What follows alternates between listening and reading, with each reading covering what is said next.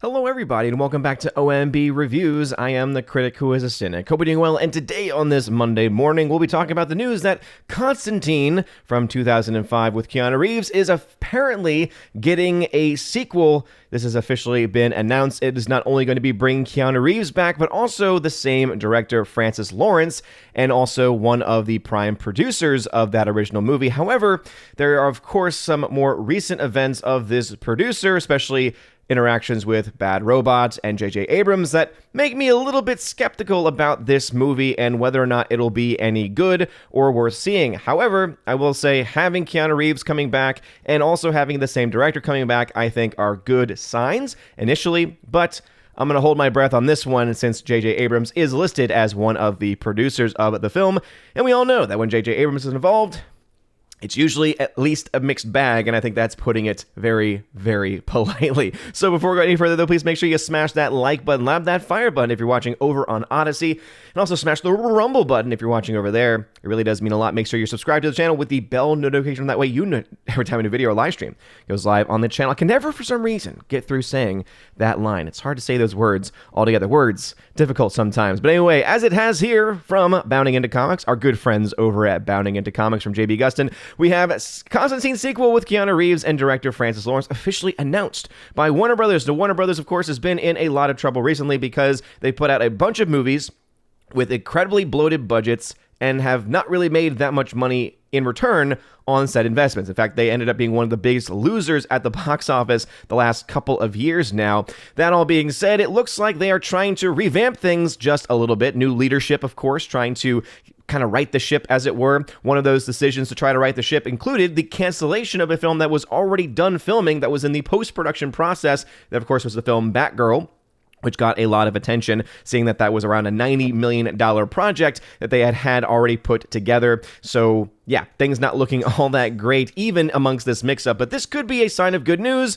until it isn't. And so we'll let the story speak for itself here. As it says, there is news on the Constantine front, and it's not the first thing anyone foresaw happening. A sequel to the 2005 film starring Keanu Reeves is officially in development, and he is back to reprise the titular character of John Constantine. Now, I know that there are people who are actual comic lore people out there. I am not one of them. I don't know a lot about the comics in general, which is why I typically will tip my hat to those like Gary Arnodratic or other people who have much greater knowledge of the comic characters and the comic lore of any of these different various properties, including that of John Constantine. What I can say is that as a movie fan, I actually enjoyed the first movie. I thought that the first film had a lot of really interesting dynamics to it, a lot of interesting themes to it as well. I thought that the concept of being influenced by angelic or demonic spirits was something that was very intriguing to me at the very least. And then, of course, the character of John Constantine fighting against a demonic world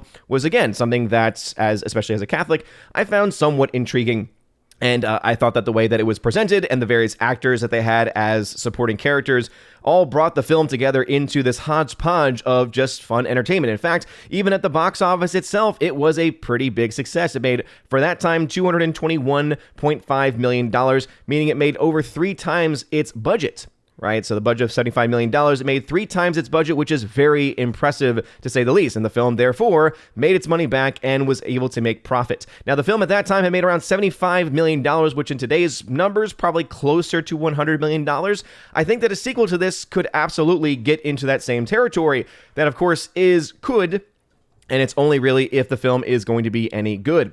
As it says right here, it broke late this past week, via Deadline, that Reeves is reteaming for the follow-up with the director Francis Lawrence and screenwriter Akiva Goldsman, renowned for penning several well-known DC adaptations, and that, of course, is where the first concern comes in, right, is having Akiva Goldsman being mentioned. Akiva Goldsman has been one of the main leaders behind projects like Star Trek Picard and like Star Trek Discovery, and has been a big part of the Bad Robot team collaborations, and so with that in mind, all of a sudden, I'm like, danger, Will Robinson. I know, River. I feel the same type of concern as well. River's very, very concerned. She is a very concerned pup.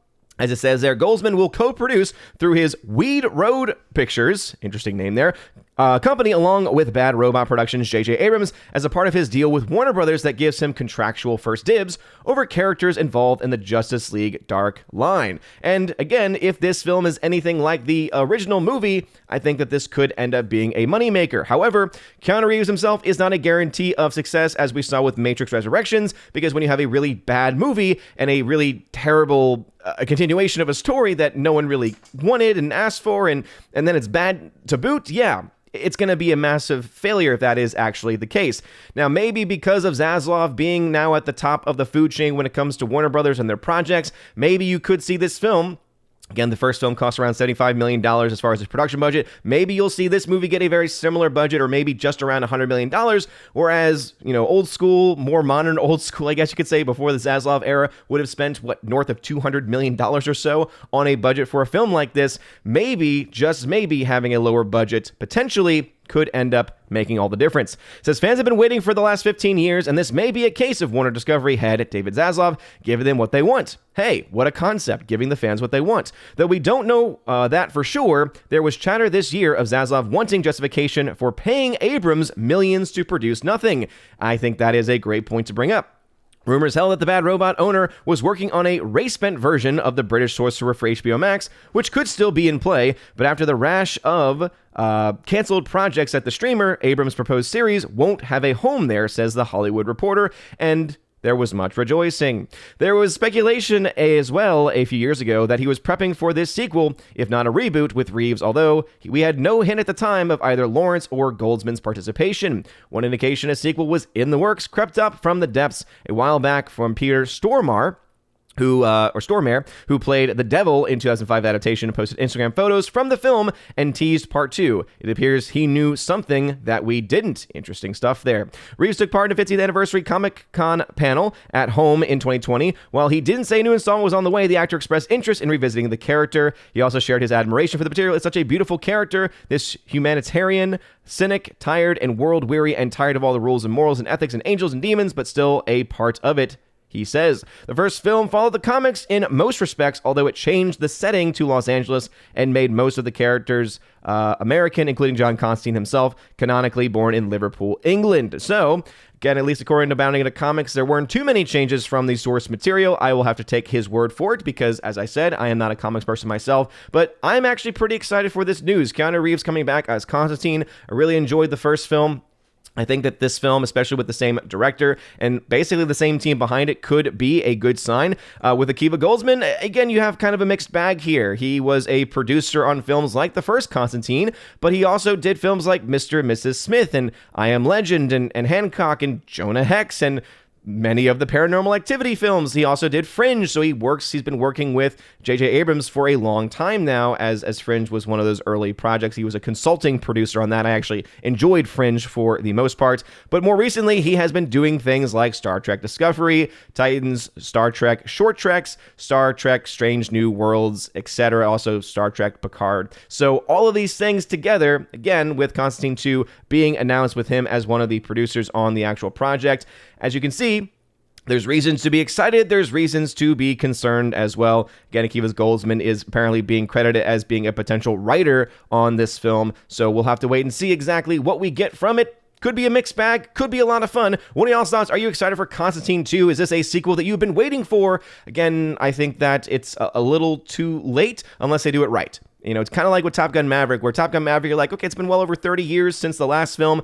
A sequel right now seems kind of odd, but then they knocked it out of the park. They knew exactly what the fans wanted, and they gave that to the fans. And having someone like Tom Cruise behind that project definitely added to it. Now, maybe having someone like Keanu Reeves behind this project, if he has the full support of the project, and he is able to kind of push for more realistic fight sequences and more realistic use of guns, or even the fantasy world guns that were within the first movie, and they're even being able to add to that, could end up being a fun time at the theater. So what are y'all's thoughts? Let me know in the comment section down below. If you like this video, smash that like button, lap that fire button. Honestly, you guys are all amazing and beautiful people. Hope you all have a wonderful rest of your day. And as always, God bless.